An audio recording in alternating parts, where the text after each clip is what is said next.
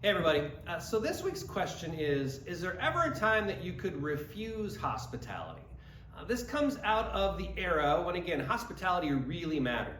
This was something that was just expected and done. You were hospitable when people needed to be welcomed into your home, regardless of who they were, circumstances.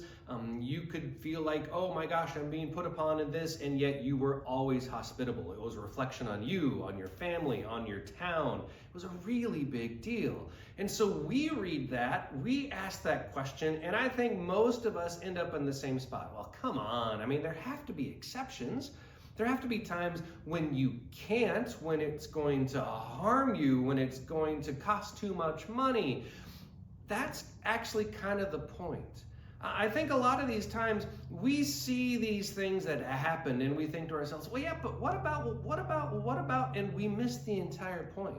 And the beauty of the hospitality culture, particularly in the Jesus time, was that you always try to lean into finding a way that you could do it.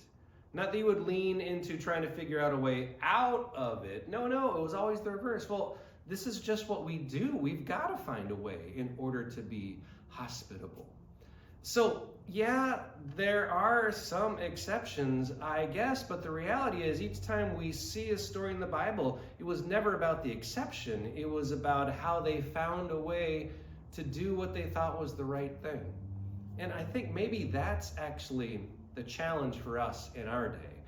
Let's be real. I think a lot of us are always looking for the exception on how we get out of something, as opposed to leaning into how we can do something that really matters and really makes a difference and really can help someone out when they need it most. So next time you're confronted with one of those situations, when I'm confronted with one of those situations, maybe all of us can do a little more leaning in as opposed to trying to find a way out. It's a tough challenge for this week. Thanks for listening. We'll see you next time.